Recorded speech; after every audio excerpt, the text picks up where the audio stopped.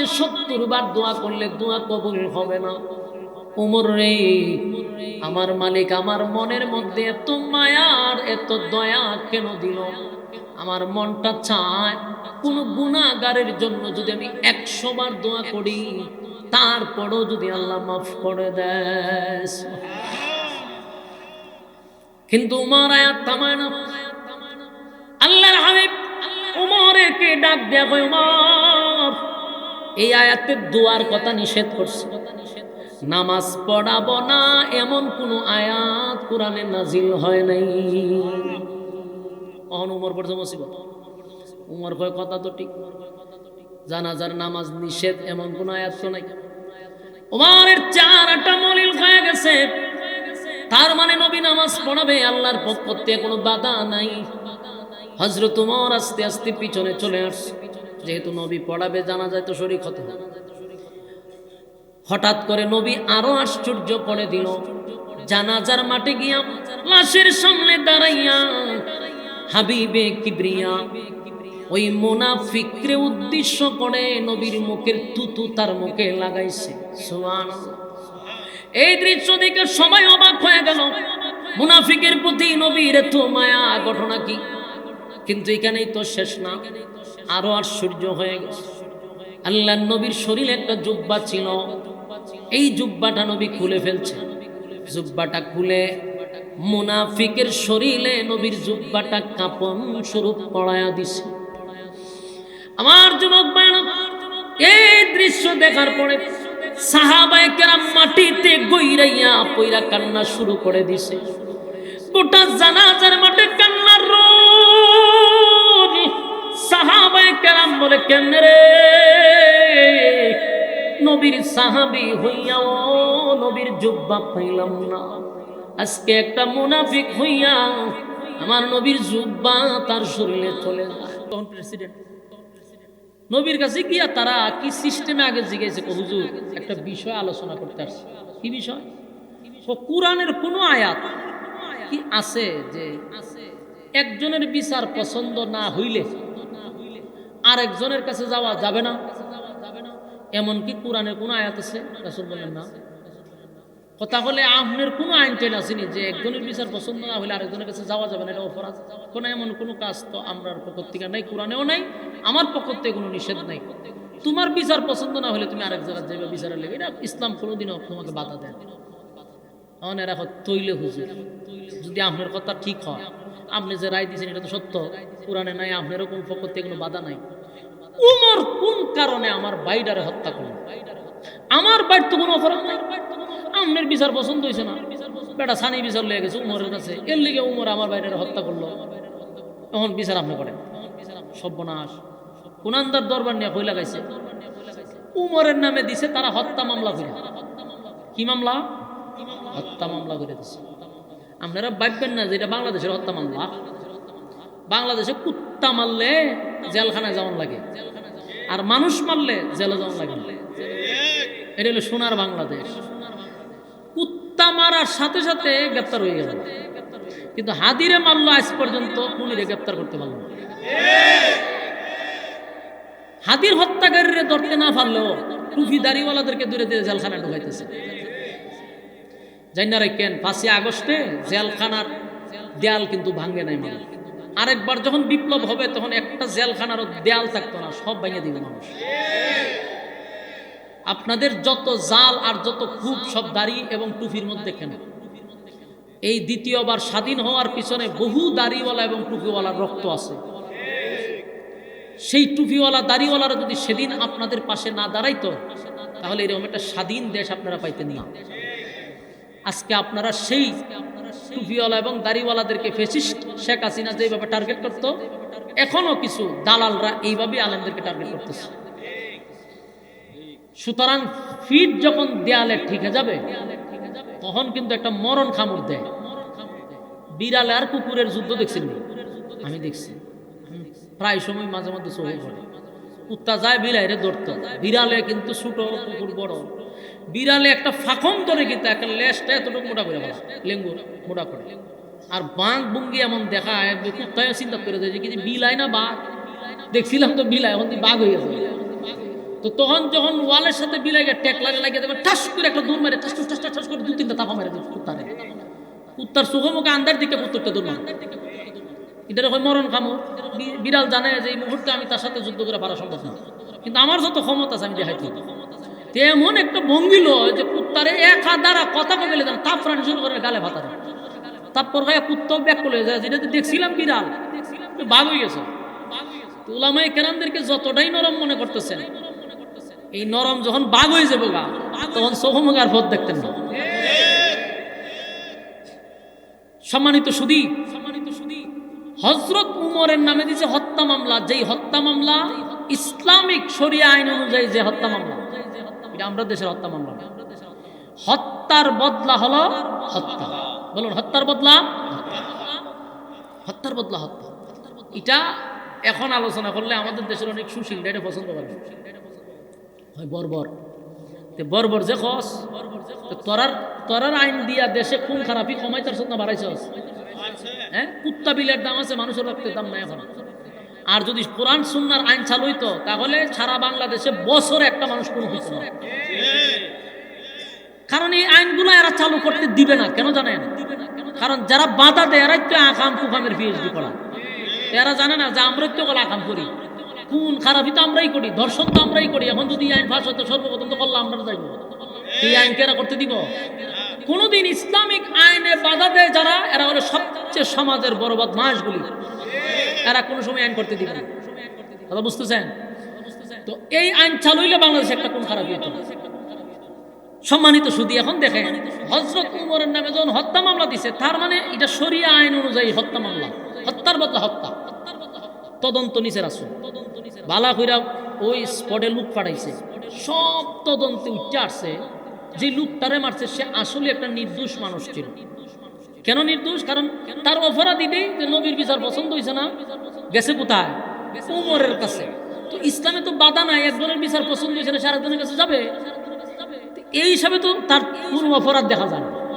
তো উমর তো এরা হত্যা করছে, এই হিসাবে পুরা প্রমাণ সবকিছু উমর উঠে যায়, উমর হত্যাকারী। চিন্তা করছেন?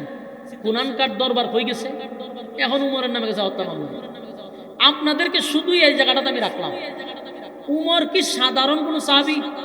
এটা আমরা বুঝেন। বাকি অংশটুকু আপনি তখনই বুঝবেন যখন আগে উমররে চিনবেন। এই ওয়াজের এই অংশটা আপনারা তখন বুঝবেন, যতক্ষণ আপনারা উমররে না চিনবেন ততক্ষণ বাকি ওয়াজ কিচ্ছু বুঝবেন না। আগে আসুন আমরা উমররে চিনি। উমর এক নাম্বার কথা কোনো সাধারণ সাহাবী না। উমরকে নবী নিজে আল্লাহর কাছ থেকে ছায়া আনছে, এটা মাথায় রাখি। উমররে নবী আল্লাহর কাছ থেকে ছায়া আনছে, যে আল্লাহ আমি উমররে ছাই, আল্লাহ উমররে দিছে। যেই উমর যেই রাস্তা দিয়ে হাঁটতো, শয়তান ভুল ওই রাস্তা দিয়ে যেত।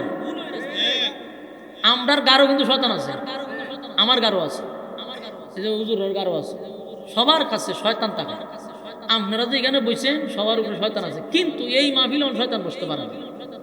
দিনী মজলিসে শয়তান বসতে পারে না। তা আপনারও শয়তান গেল, আমার শয়তান গেছে গেল, সব ফ্যান্ডেলের বাইরে আছে। যখনই দেখবেন ফ্যান্ডেলের বাইরে কেউ যায়, ওই এরার উঠে বর করে। কারণ আগের থেকে তার খান্দ শয়তান আছে।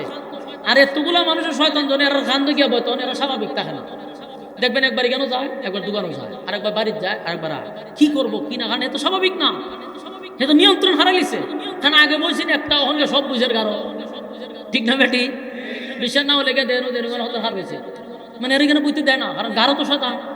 এর লিগে যেটা বাইরে হয় হেরে ফু দিবেন, বুঝবেন যে ধরে লিছে।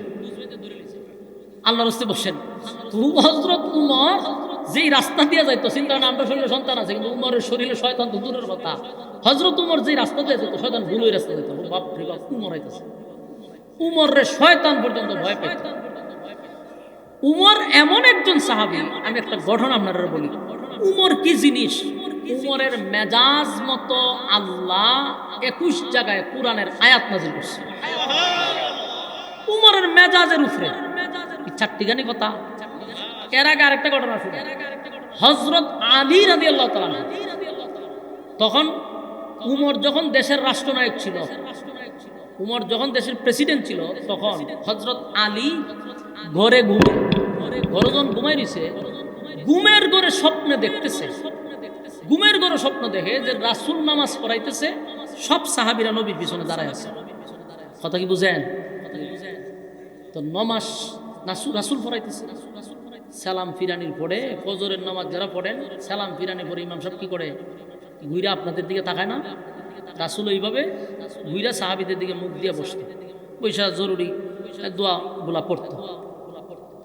তো হযরত আলী সালাম ফিরাইয়া দোয়াগুলি পড়ে মসজিদ থেকে বাইরে গেছে, মসজিদে নববীতে বাইরেছে, বাইরিয়া দেখে দরজার সামনে এক বুড়ি মহিলা দাঁড়ায় আছে, হাতের মধ্যে একটা টুকরি নিয়ে, টুকরির মধ্যে বিভিন্ন জাতের খেজুর লইয়া হার হয়েছে। তো হযরত আলী রে দিকে কয়, আলী এই খেজুরগুলা নবীর কাছে নিয়ে দিয়ে আসো, এবং নবীরে বলবা সব সাহাবীদেরকে যেন দেয় আমার প্রথম গাছের খেজুর সাহাবায়ে কেরাম খাইয়া, এবং নবী যেন তাদেরকে নিয়ে একটু দোয়া করে। হযরত আলী রাদিয়াল্লাহু তাআলা ওই খেজুরের টুকরি লইয়া নবীর কাছে দিছে। তো আল্লাহর রাসূলের টুকরির থেকে একটা খেজুর হযরত আলীরে দিছে। আলী রাদিয়াল্লাহু তাআলা ওই খেজুরটা মুখে নিছে, নিয়ে যখন খাইতেছে এর মধ্যে উনি বেলালে আজান দিছে, ফজরের আজান দিছে, ওনার ঘুম ভেঙে গেছে। কিন্তু হযরত আলী বলেন, আমি ঘুম থেকে উঠার পরেও নবীর হাতের খেজুরের স্বাদ আমার মুখে এখনো আছে। আমার যুবক ভাইরা, হযরত আলী বলেন, আমি ঘুম থেকে জাগ্রত হইয়া দেখি আমার মুখের ভিতরে এখনো সেই নবীর দেওয়া খেজুরের স্বাদ আছে। সুবহানাল্লাহ। স্বপ্নে দেখছি, কিন্তু দৌড়াইয়া গেছে, গিয়া উজু করছে, উজু কইরা দৌড়াইয়া মসজিদে নববীতে গেছে। মসজিদে নববীর মধ্যে ঢুইকা দেখে হযরত ওমর ফজরের নামাজ পড়াইতেছে। হযরত আলী সাথে সাথে ওমরের পিছনে দাঁড়ায় গেছে। সালাম ফিরানোর পরে হযরত ওমর চেহারাটা সাহাবীর দিকে দিয়া বসছে। হযরত আলী দোয়া পড়ে, তাসবিহ পড়ে, উনি সবার আগে মসজিদে নববী থেকে বাহির হয়ে গেছে। বাহির হইয়াই দেখে এক বুড়ি দাঁড়ানো আছে। সুবহানাল্লাহ। টুকরি হাতে লইয়া খেজুর লইয়া হার হয়েছে। হযরত আলী তো আশ্চর্য আছে, এই ঘটনা কি? তুমি স্বপ্নে দেখছিলাম? স্বপ্নের সাথে তো হুবহু মিলে যেতেছে। আমি তো গতকালকে স্বপ্নে দেখছি এই বুড়ি রে, এই বুড়ি তো খেজুর লইয়া হার হয়েছে, ঘটনা কি? হযরত আলী কিছু বলে নাই। ওই বুড়ি মহিলা ডাক দিয়া বলে, আলী আমার খেজুরের টুকরিটা নিয়া খলিফাতুল মুসলিমিন হযরত ওমরের কাছে দিবা। ওমর রে বলবা সব সাহাবীদেরকে যেন একটা করে খেজুর দিয়া দেয়, আর সব সাহাবীদেরকে নিয়ে যেন দোয়া করে আমার প্রথম গাছের খেজুর আমি খলিফাতুল মুসলিমিন ওমরের হাতে দিলাম।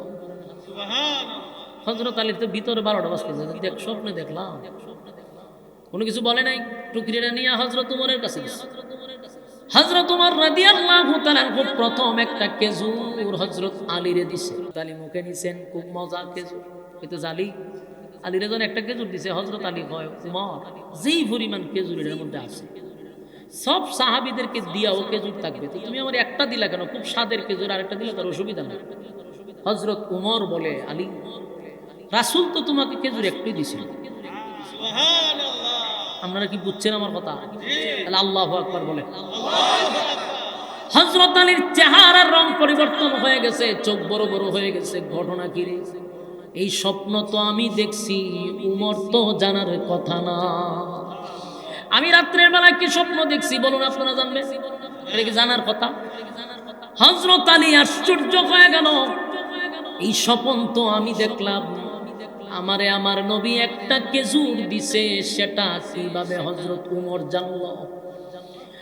হযরত আলী বলে, উমর গত রাত্রে স্বপ্নে দেখলাম আমার নবী আমার একটা খেজুর দিছে, সেই খবর আমি জানি, পৃথিবীর কেউ জানে না। উমর রে, তুমি কেমনে আমার স্বপ্নের খবর জানলা? উমর তুমি কি গায়েব জানো না? ইলহামের মাধ্যমে তোমাকে জানানো হয়েছে। হযরত উমর কয়, আল্লাহর জাতের কসম, আল্লাহ ছাড়া কেউ গায়েব জানে না, এবং আমার কাছে কোনো ইলহামও আসে নাই, সুতরাং তুমি কেমনে জানলা? বলে, বান্দা যখন আল্লাহর হয়ে যায়, আল্লাহও তার হয়ে যায়।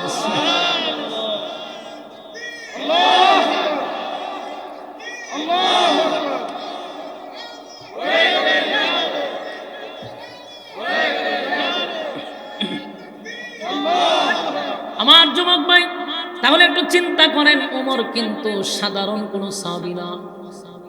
এবার আসেন, ওমরের মেজাজ আল্লাহ কত পছন্দ করে। উমরের মেজাজ এত পছন্দ, মালিকের এত পছন্দ, এত পছন্দ, অনেক সময় উমরের মেজাজটাই চূড়ান্ত সিদ্ধান্ত হয়ে যায়। সুবহানাল্লাহ। মদিনার মধ্যে একজন মুনাফিক ছিল, সবচেয়ে বড় মুনাফিক। আপনারা অনেকেই জানেন তার নামটা, আব্দুল্লাহ ইবনে উবাই ইবনে সুলুল। মদিনার মধ্যে সবচেয়ে বড় মুনাফিক। এই মদিনার সবচেয়ে বড় মুনাফিক হওয়া সত্ত্বেও তারে ডাইরেক্ট কিন্তু কোনো আঘামে ধরা যায় না।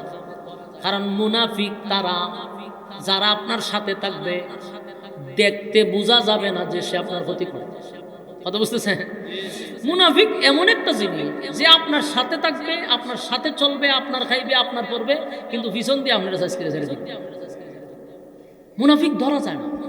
যেমন হাদিরে যে হত্যা করছে, সে কিন্তু হাদির সাথে চলছে, হাদির সাথে বসছে, হাদির সাথে কথা বলছে, হাদির প্রচারণায় হাসছে, কিন্তু হাদি কি জানতো যে আমার সাথের লোক আমার গুলি করবে? এরাই হলো মুনাফিক, এরাই হলো গাদ্দার। যুগে যুগে যত মুনাফিক ছিল, এরা আপনার কাছের লোক থাকবে। এই জন্য যুবকদেরকে বলছি, রাজনীতিবিদরে বলছি, সব মানুষের ফেডের ভিতরে ঢুকায় না। কারণ আপনার সাথে চলতেছে, কোন সময় পিছন দিয়ে আপনারা মারবেন আপনি বলতে পারবেন না। কারণ মুনাফিক তার মুখে থাকবে মধু, অন্তরে থাকবে বিষ। বলুন, মুনাফিকের মধু মুখে কি মধু? হ্যাঁ, কথা খুব অনেক সুন্দর, বুঝা যাবে আপনার খুব একেবারে মহব্বতের একজন ব্যক্তি, এবং আপনার ভালোটা সে চায়, আসলে সে আপনার ভালো চায় না। তো রাসূলের সাথে চলতো, রাসূলের পিছনে নামাজ পড়তো, সব জায়গায় রাসূলের সঙ্গে যাইত, কিন্তু ভিতরে ভিতরে রাসূলকে হত্যা করার চেষ্টা করত। নাউযুবিল্লাহ। এর নাম হলো আব্দুল্লাহ ইবনে উবাই ইবনে সুলুল। রাসূলের কাছে যখন মুনাফিকের লিস্টটি আসছে, রাসূলকে জানায়া দিছে যে আল্লাহর পয়গম্বর আপনার পিছে নামাজ পড়ে, দাড়িও আপনার তে লম্বা, টুপিও আপনার তে বড়, পাঞ্জাবি আপনার তে বড়, কিন্তু এই লোকটা কিন্তু সুবিধার না, শয়তানের আগে দিয়া চলে, সাবধান। মুনাফিক যে এটা আল্লাহ জানায়া দিছে। তো নবী তো রহমতের নবী, জানছে সে যে মুনাফিক, কিন্তু এটা প্রকাশ করার দরকার নাই। কারো কাছে নবী বলেও নাই, অভিযোগও করে না। কিন্তু সাহাবায়ে কেরাম বুঝতো, সব সাহাবীরা মোটামুটি বুঝে লেছে যে লোক বালা না, কিন্তু এরা কোনো কাজও পায় না। মুনাফিকরা আপনি সহজে ধরতেন না। সে যে আপনার শুভাকাঙ্ক্ষী এটা আপনার বোঝাইবে, কিন্তু সে যে আপনার দুশ্মন আপনি বুঝতেন না, কিন্তু ঘটনা ঘটবে, কিন্তু ডাইরেক্ট এর বুঝতে পারতেন না। এর নাম হইল মুনাফিক। তো সে যে ইসলামের দুশ্মন সাহাবায়ে কেরাম বুঝতে পারছে, কিন্তু হেরে কোনো কিছু পায় না, ধরতে পারে না। তো সাহাবায়ে কেরাম মনে মনে জানতো সে লোক ভালো না, সে যে মুনাফিক এটা বুঝতে পারত, কিন্তু কোনো কাজে তারে ধরতে পারে না। তা আল্লাহ রাসূলের কাছে লিস্টি পাঠাইছে, হুজুর হ্যাঁ কিন্তু মুনাফিক। রাসূল এটা কারোর কাছে প্রকাশ করেনি। তো একদিন মুনাফিকের ছেলে আইছে, আয়া হুজুর ঘটনা ঘটছে। বলে কি? আমার আব্বা মারা গেছে। তো মুনাফিকের যে ছেলে আব্দুল্লাহ, সে কিন্তু নবীর সাহাবী, সে নবীর সাহাবী, এতে কোনো সন্দেহ নেই, নবীর খুব মহব্বতের একজন সাহাবী। সে বলতেছে হুজুর আব্বা মারা গেছে। তো তার আব্বা যে শয়তানের আগে দাঁড়তো, এটা তো সবাই জানে। আল্লাহ রাসূলের কাছে বলছে, রাসূল বলেন তাই? বলে জি। আমি কি করতে পারি? হুজুর আমার আব্বা যে শয়তানের খারাজির কি ছিল, এটা আমিও জানি, আপনিও জানেন, সাহাবায়ে কেরামও জানেন, কিন্তু হুজুর আমার আব্বা তো বাপ, তো আমি তো আর সহ্য করতে পারি না। আমার বাপ জাহান্নামে যাবে, আমি কেমন সহ্য করব? তা আমার মনটা কয় হুজুর আপনি নবী হইয়া যদি একটু গিয়া জানাজাটা দাঁড়াইতেন আর জানাজাটা পড়ে দিতেন, তা আমার মনে হয় আপনার নবীর জানাজার মাধ্যমে আমার বাপরে আল্লাহ মাফ করে দিত। নবী রহমতের নবী, আল্লাহর হাবিবের ভিতরে মায়া দয়া বেশি। ওমা আরসালনাকা ইল্লা রাহমাতাল লিল আলামিন। আমার নবীরে উভয় জাহানের জন্য আল্লাহ রহমত বানাইছে, সব কিছুর জন্য নবী রহমত। নবীর মায়া দয়া আল্লাহ বেশি দিছে। নবীর ভিতরে কোনো ধরনের হিংসা ছিল না, যে লোকটা আমার বিরোধিতা করছে তার জানাজা কেন পড়াবো না। নবীর মায়া দয়া বেশি। আল্লাহর নবী বললেন, আব্দুল্লাহ রে, আমি নবী জানাজা পড়ায়া দিলে যদি তোর আব্বার গুনাহ আল্লাহ মাফ করে দেয়, ওয়াদা দিলাম আমি তোর আব্বার জানাজা পড়াবো। সুবহানাল্লাহ। এই সাহাবী একটা দৌড় মারছে, এক সেকেন্ড নবীর কাছে দাঁড়াইছে না। দাঁড়ানোর কারণ ছিল, সাহাবী তো বুঝে যদি জিবরাইল আয়াত নাযিল করে না, এই জন্য দূর মারছে, মাইরা গ্রামে গঞ্জে শহরে সব জায়গায় প্রকাশ করে দিছে আমার বাবার জানাজা নবী পড়াবে। যেই সাহাবি শুনছে সাহাবি মাথা তার দাঁড়াইছে, সর্বনাশ, এত বড় মুনাফিকের জানাজা নবী পড়াবে। গ্রামে গঞ্জে শহরে বন্দরে অলিতে গলিতে সব জায়গায় পৌঁছে গেছে মুনাফিকের জানাজা নবী পড়াবে। সব সাহাবীরা শুনে আর আশ্চর্য হয়, কেমনে রে আমার নবী এই মুনাফিকের জানাজাটা পড়াবে, এটা কিভাবে সম্ভব? ইসলামের ক্ষতি করলো এই লোকটার জন্য বহু সাহাবীরা শাহাদাত বরণ করছে, আমার নবী তার জানাজা কেমনে পড়ায়? সাহাবীরা জানাজায় যাইতো না, কারণ নবী যেহেতু জানাজা পড়াবে এই জন্য যাওয়া লাগবে। হাজার হাজার মানুষ জানাজার মাঠে উপস্থিত হয়ে গেল। অন্যদিকে মুনাফিকের কান পর্যন্ত পৌঁছে গেছে যে আমাদের লিডার, আমাদের নেতার জানাজা আব্দুল্লাহর পুত্র মোহাম্মদ পড়াবে। যারা মারা গেছে ছাত্র আছে না, 1000 মুনাফিকরা যখন শুনছে আমাদের লিডারের জানাজা আব্দুল্লাহর ছেলে মোহাম্মদ পড়াবে, তাহলে আমরা যাই জানাজাটা একটু দেখে আসি। ইয়াদ রাখবেন, তারা জানাজা পড়তে যায় নাই, তারা দেখতে গেছে। এই খবর শুধু মদিনায় না, হযরত উমরের কানে গিয়ে পৌঁছছে। ওমর যখন শুনতে পারলো আব্দুল্লাহ ওই যে মুনাফিক আব্দুল্লাহ ইবনে উবাই ইবনে সুলুল তার জানাজা নবী পড়াবে, উমরের তো গেছে মেজাজ গরম। হযরত উমর চিন্তা করলো এটা কিভাবে সম্ভব? এত বড় মুনাফিকের জানাজা আমার নবী কেমনে পড়াবে? হযরত উমর দৌড়াইতে দৌড়াইতে গেল জানাজার মাঠে। উমরের উদ্দেশ্য ছিল নবীর জানাজার মাঠ থেকে জানাজা পড়ানোর থেকে বিরত রাখতে হবে, এই মুনাফিকের জানাজা যেন নবী না পড়ায় রে। হযরত উমর নবীর কাছাকাছি গিয়া উমরের মাথায় একটা জিনিস আসলো, চিন্তা ঢুকে গেছে, আমি যদি এখন নবীর কাছে গিয়া বলি পয়গম্বর জানাজা পড়ায়েন না, তাহলে আমি উমর নবীরে আদেশ করলাম না, নবীরে তো আদেশ করা যায় না। নবীরে যদি নিষেধ করতে হয় স্বয়ং আল্লাহ নিষেধ করবে, আমি উমর নবীরে তো নিষেধ করতে পারি না। যেখানে আল্লাহ নবীরে নিষেধ করলো না, আমি কেমনে রে গিয়া নিষেধ করি? কিন্তু উমরের মাথায় ব্যথা হলো, এত বড় মুনাফিক জানার পরেও আমার নবী কেমনে আসলো জানাজাটা পড়াই? এখন নবীরে বাধাও দেওয়া যায় না, আবার জানাজা নবী পড়াবে, উমর এটা সহ্য করতে পারতেছে। এখন উমর পাগলের মতো হয়ে গেছে, কি করা যাক? হঠাৎ করে উমরের মাথায় কোরআনের একটা আয়াত স্মরণ হয়ে গেছে।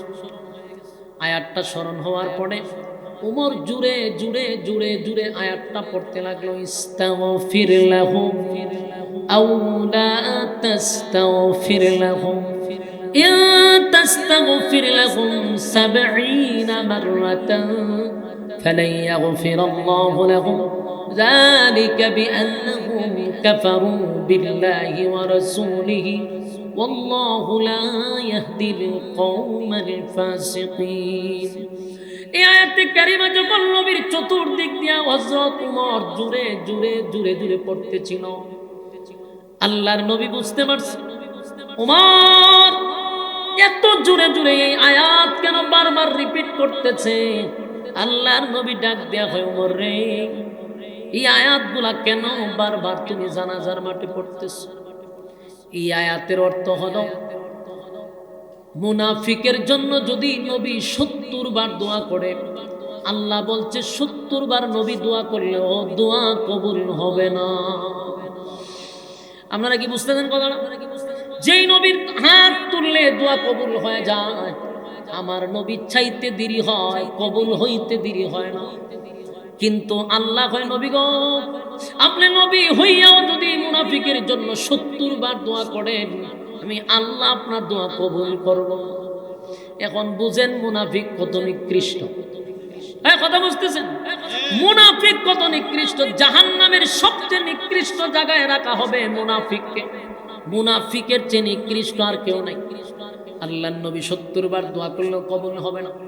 ঠিক এই আয়াতটা হযরত উমর নবীর চতুর্দিকে ঘুরে আর পড়ে, কারণ ডাইরেক্ট তো বাধা দেওয়া যাবে না। কিন্তু এই আয়াতের অর্থ নবী বুঝতেছে, তাই উমর বারবার এই আয়াত পড়তেছে। আল্লাহর নবী বলে, উমর আমি জানি আমার মালিক বলছে 70 বার দোয়া করলে দোয়া কবুল হবে না। ওমর রে, আমার মালিক আমার মনের মধ্যে এত মায়ার এত দয়া কেন দিল? আমার মনটা চায় কোন গুনাহগারের জন্য যদি আমি 100 বার দোয়া করি তারপরও যদি আল্লাহ মাফ করে দেয়। কিন্তু উমর আয়াত থামায় না। আল্লাহর হাবিব উমরকে ডাক দেয়া কয়, উমর এই আয়াতে দোয়ার কথা নিষেধ করছে, নামাজ পড়াবো না এমন কোন আয়াত কোরআনে নাজিল হয় নাই। উমর পড়ছে মুসিবত। উমর কয় কথা তো ঠিক, জানাজার নামাজ নিষেধ এমন কোন আয়াত তো নাই। উমরের চেহারাটা মলিন হয়ে গেছে। তার মানে নবী নামাজ পড়াবে, আল্লাহর পক্ষ থেকে কোনো বাধা নাই। হযরত উমর আস্তে আস্তে পিছনে চলে আসছে, যেহেতু নবী পড়াবে জানাজায় তো শরীক হতে হবে। হঠাৎ করে নবী আরো আশ্চর্য করে দিল। জানাজার মাঠে গিয়া লাশের সামনে দাঁড়াইয়া হাবিবে কিবরিয়া ওই মুনাফিকরে উদ্দেশ্য করে নবীর মুখের তুতু তার মুখে লাগাইছে।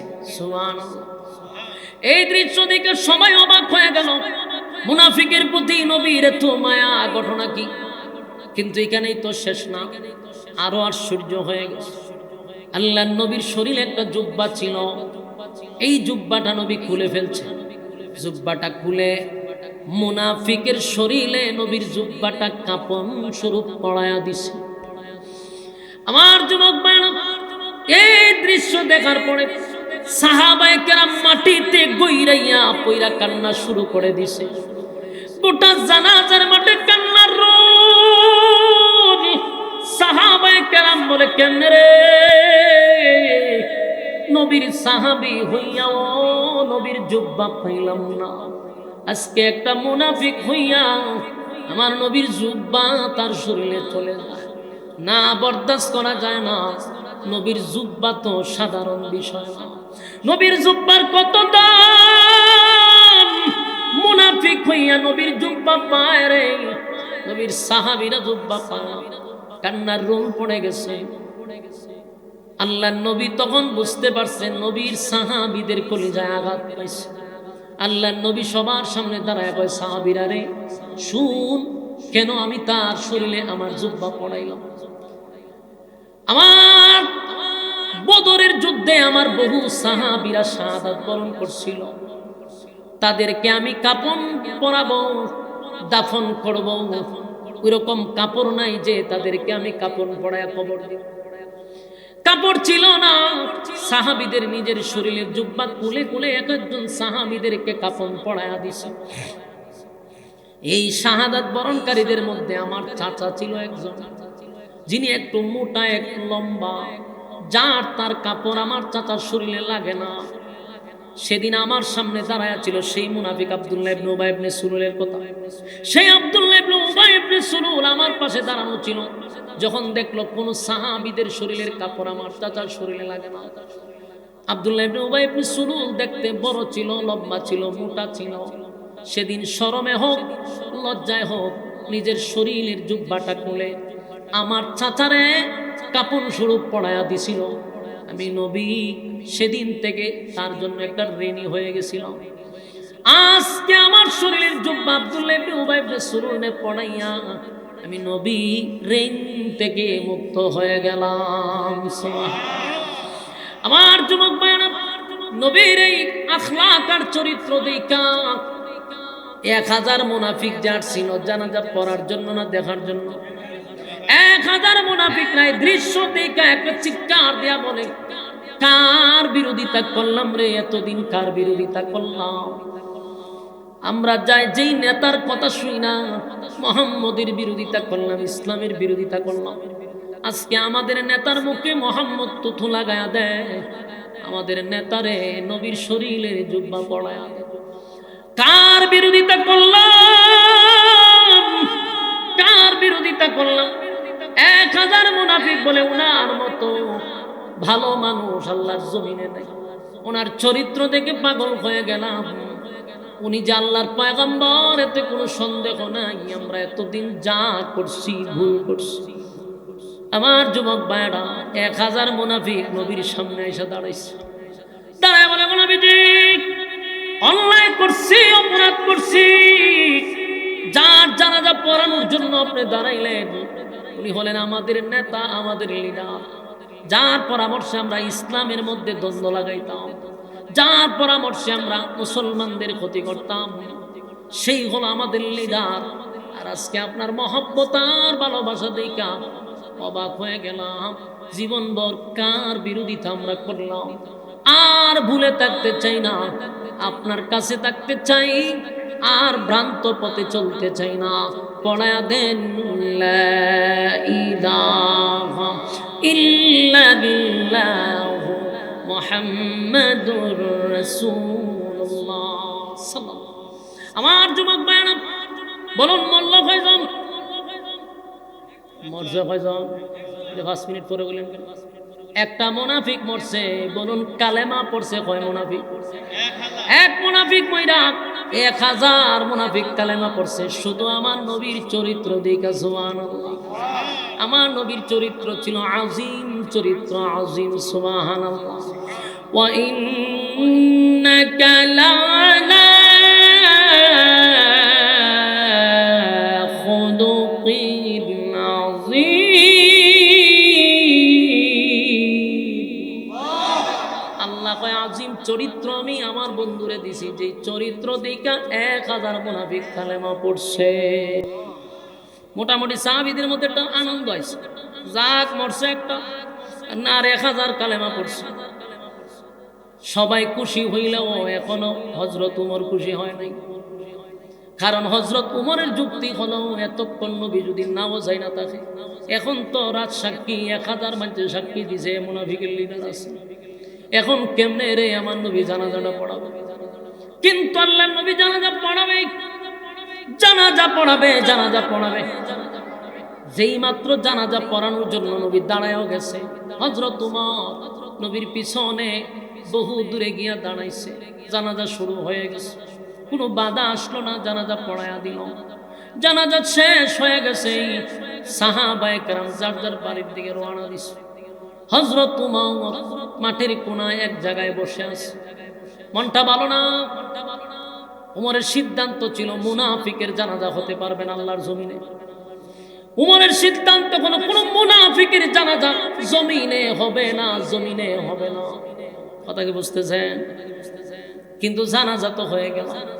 হযরত উমর বসে আছে একটা কোণার মধ্যে, সব চলে গেলেও হযরত উমর তাকায়া দেখে লাশের পিছনে পিছনে কিছু মানুষ যাচ্ছে, এর মধ্যে আমার নবীও যায়। যেই মাত্র দেখছে আল্লাহর হাবিব লাশের পিছনে পিছনে হাঁটতেছে, হযরত উমরের মাথা গরম হয়ে গেছে। এখন কিভাবে সম্ভব? কিভাবে সম্ভব? লাশের পিছনে কবরে যাওয়া মানেই হলো কবর দেওয়ার পরে নবী দোয়া করা। বলেন আর কোনো কাম আছে? সেখানে যাওয়ার মানেই হলো দোয়া করা। হযরত উমর এবার সিদ্ধান্ত নিল, না, আল্লাহ তো কোরআনে আয়াত নাজিল করেই রাখছে, মুনাফিকের জন্য 70 বার দোয়া করলেও দোয়া কবুল হবে না। এই আয়াত তো নাজিল হয়েছে। এই আয়াত নাজিল হওয়ার পরে নবী কেমনে গো কবরের সামনে গিয়া দোয়া করবে?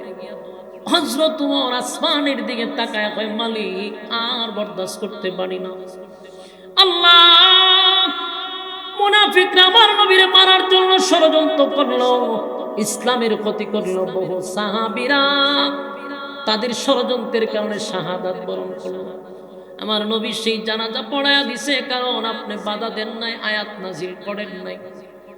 কিন্তু মালিক, আপনি তো আয়াত নাজিল করছেন, ইস্তাগফির লাহুম আও লা তাস্তাগফির লাহুম ইন তাস্তাগফির লাহুম 70 মাররাতান ফালান ইয়াগফিরাল্লাহু লাহুম যালিকা বিআন্নাহুম কাফারু বিল্লাহি ওয়া রাসূলিহি ওয়াল্লাহু লা ইয়াহদিল কওমাল ফাসিকিন। আপনার আয়াত নাজিল করলেন, মুনাফিকের জন্য দোয়া করা যাবে না, 70 বার দোয়া করলে দোয়া কবুল হবে না। কিন্তু আপনার নবী কেমনে গো দোয়া করার জন্য কবরের সামনে গেল? উমর আসমানের দিকে বারবার তাকায়, বারবার আসমানের দিকে তাকায়। আল্লাহর নবী দেখেন সব মানুষ যখন কাপন দাপন শেষ করে কবরে ঢুকায় মাটি ছেড়ে দিছে, আল্লাহর নবী আবার দুইটা হাত তুলে ওই মুনাফিকের জন্য দোয়া করলে, দুইটা হাত উত্তোলন করছে, এর সাথে সাথে জিবরাইল নবীর মাঝখানে দাঁড়ায় গেছে। জিবরাইল ডাক দেয়া, হুজুর হাত লামান, দোয়া করবেন পরে আগে শুনেন আল্লাহ কি বলছে। সুবহানাল্লাহ। আপনি দোয়া করবেন পরে, আগে নবীজি হাত লামান, আল্লাহ কি বলতে শুনেন। আয়াত নাজিল হয়ে গেছে। জিবরাইল আয়েশা, হুজুর আপনার উমরের সিদ্ধান্তটা আল্লাহর কাছে বড় পছন্দ। সুবহানাল্লাহ। আরো জোরে কোন আল্লাহু আকবার। জিবরাইল, হুজুর আপনার উমরের সিদ্ধান্তটাই হলো চূড়ান্ত সিদ্ধান্ত, মালিকের কাছে উমরের এই সিদ্ধান্তটা বড় পছন্দ হয়েছে। উমর চাইছে জমিনে যেন কোনো মুনাফিকের জানাজা না হয়। আল্লাহ সাথে সাথে আয়াত নাজিল করে বলেন, ওয়ালা তুসাল্লি আলা আহাদিন মিনহুম মাতা আবাদাও ওয়ালা তাকুম আলা কবরি। আল্লাহ আয়াত নাজিল করছে, আয়াত নাজিল করে নবী গো ওয়ালা তুসাল্লি, নেক্সট টাইমে পরবর্তীতে ভবিষ্যতে, তার মানে কিয়ামত পর্যন্ত আর কোনদিন মুনাফিকের জানাজা জমিনে হবে না। সুবহানাল্লাহ। বলুন এই সিদ্ধান্তটা কার ছিল? হযরত ওমরের সিদ্ধান্ত ছিল, কথা হয় না। ওমরের মেজাজ ছিল, ওমর চাইছিল জমিনে যেন কোনদিন মুনাফিকের জানাজা না হয়। আল্লাহ ওমরের মেজাজ পছন্দ করছে, ওমরের মর্জি মেজাজ মতো আয়াত নাজিল করে হয় আর কোনদিন মুনাফিকের জানাজা জমিনে হবে না। ওয়ালা তুসাল্লি আলা আহাদিন মিনহুম মাতা আবাদান ওয়ালা তাকুম আলা কবরি, শুধু জানাজার কথা বলে নাই, বলছে কবরের সামনে দাঁড়াইয়া কোনদিন মুনাফিকের জন্য দোয়াও করা যাবে না। কি বুঝলেন? কোরআন নাজিল হয় তার বিশেষ কোনো কারণে, বিশেষ প্রেক্ষাপটে, কিন্তু তার হুকুম থাকে কিয়ামত পর্যন্ত। কথা কি বুঝতেছেন? না বুঝলে ব্যাংকা কই। নামাজের আয়াত নাজিল হয়েছে কয় বছর আগে? ১৫০০ বছর আগে। নামাজের হুকুম আছে না নাই? নাজিল হয়েছে ১৫০০ বছর আগে, হুকুম থাকবে কিয়ামত পর্যন্ত। তাহলে আল্লাহ কইছে ওয়ালা তুসাল্লি আলা আহাদিন মিনহুম মাতা আবাদান ওয়ালা তাকুম আলা কবরি, কোনদিন আর জমিনের মধ্যে মুনাফিকের জানাজা পড়াবেন না। তাহলে আমি আপনাদের উদ্দেশ্যে বলতে চাই, কোরআনের আয়াত মানেন তো? হ্যাঁ, কথা বলেন। এখন কথা না বলি মান যাবে না। কোরআনের আয়াত মানেন না? তো কোরআনের আয়াত যদি মানেন, কোরআনের আয়াত যদি বিশ্বাস করেন, তাহলে আল্লাহর কোরআনের আইন আপনাকে মানতে হবে। আল্লাহর কোরআনের আয়াত নাজিল করে স্পষ্ট জানায়া দিয়েছে কিয়ামত পর্যন্ত কোনো মুনাফিকের জানাজা জমিনে হবে না। এখন যদি আপনি মুসলমান দাবি করে মুনাফিকের জানাজায় গিয়ে অংশগ্রহণ করেন, কোরআনের আয়াত অস্বীকার করার কারণে আপনি মুরতাদ হয়ে গেছেন। কোন ইমাম যদি মুনাফিকের জানাজার নামাজ এর ইমামতি করে, তার পিছনে আর কোনোদিন নামাজ হবে না, সে মুরতাদ। কথা কি বুঝেন নাই?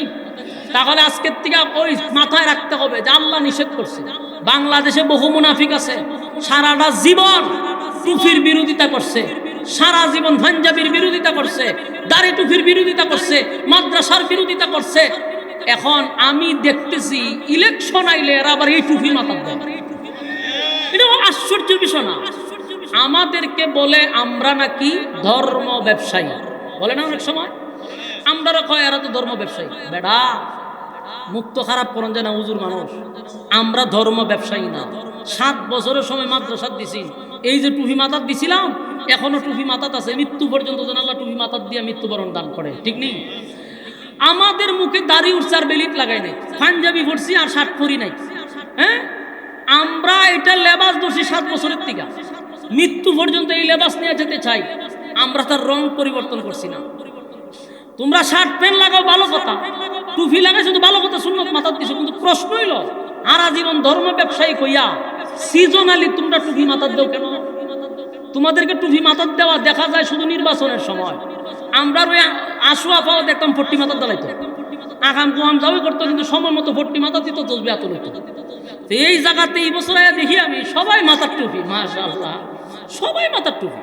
বাকি রয়েছিল কিশোরগঞ্জের একজন অ্যাডভোকেটের বাকি রয়েছিল, উনিও তো মাশাআল্লাহ মাথার দালাইছে। তো টুপির বিরোধিতা কইরা সিজনালি টুপি কেন? মাথার টুপি দিছো আলহামদুলিল্লাহ, খুশি। টুপিটা কি নির্বাচনের পরে থাকবো নি, এটা হলো বড় চিন্তা। আপনারা কি কথা মন মত হইছে না? বিশ্বাস না হলে দেখেন না কেন, টুপি মাথা দেওয়া তো সুন্নত, কিন্তু সুন্নতটা কি শুধু সিজনালি? হ্যাঁ, কথা বলেন। তাহলে টুপি তারা 5 বছর আইলে পরে 5 বছর ঘুরে ঘুরে আইলে টুপি মাথা দেয়। ওমা সবাই টুপি মাথা দেয়, যতজন প্রার্থী প্রত্যেকের মাথায় টুপি, ভালা লক্ষণ ভালা। কিন্তু নির্বাচনের পরে দেখবেন এই টুপির বিরুদ্ধে আবার এরাই ভূমিকা দিবে, ঠিক না বেটি? সবাই টুপি মাথা। মাশাআল্লাহ আমরা সাজ্জিদ সাহেব এনসিবির ওই টুপি মাথা দিয়ে আলেছে, মাশাআল্লাহ বালা। কিন্তু আমরাও সাজ্জিদ সাহেবরে বলতেছি, ভাই সাহেব টুপিটা যেন নির্বাচনের পরে থাকে। কথা বল না দি। কি পাটুয়ারি যে একজন আছে নাসিরউদ্দিন পাটুয়ারি, মাশাআল্লাহ উনার মাথার টুপি দেখছি। ভাই সাহেব টুপি মাথা দিয়েছেন, খুশিতে আমরা বুকটা বেড়ে গেছে। নির্বাচনের পরে যেন থাকে। কি তা কইন আপনারা? আমরা বিএনপির কোন, জামাতের কোন, আর হলে এনসিবি কোন, এমনকি হিরো আলম সহ এত দিছি টুপি মাথার দালা, ঠিক না? ঠিক। এই তামাশা কিন্তু জাতি বুঝে। রাসূলের সুন্নত নিয়ে যে তামাশা করতেছেন মানুষ বুঝে। মাথার দিলে তো বালা, কিন্তু এটা যেন নির্বাচনের পরে মাথার থেকে না পড়ে। নির্বাচনের পরে যদি আমরা দেখি এই সমস্ত লোকের মাথার টুপি নাই, এরাই হলো ধর্ম ব্যবসায়ী। তখন ঠিক না? ঠিক। এরা ধর্মকে পুঁজি করে ক্ষমতায় বসতে চায়। ক্ষমতায় বসার পরে সেই টুপির বিরুদ্ধে বক্তব্য দেয়, দাড়ির বিরুদ্ধে বক্তব্য দেয়, আলেমদের বিরুদ্ধে বক্তব্য দেয়, মাদ্রাসা পরিণার বিরুদ্ধে বক্তব্য দেয়। তোরা হলি সব সময়ের জন্য গাদ্দার। জাতির সাথে তামাশা করবি না। টুপি মাথায় দিছ, আলহামদুলিল্লাহ, বুকে জড়ায় নিতে বাধ্য। গর্ব করি তোমরা টুপি মাথায় দিছ, পাঞ্জাবি পরছো। টুপি যেন ইলেকশনের পরে থাকে, তাহলে সবগুলাকে দালাল বলে আখ্যায়িত করা হবে। আমি বইলা গেলাম, কথা রেকর্ড থাকবে। আর ফেব্রুয়ারির পরে কয়টার মাথার টুপিতে খালি দেখবে। হ্যাঁ, নেতারা টুপি পাঞ্জাবি লাগায় মসজিদের ভিতরে বক্তব্য দিয়া হয়।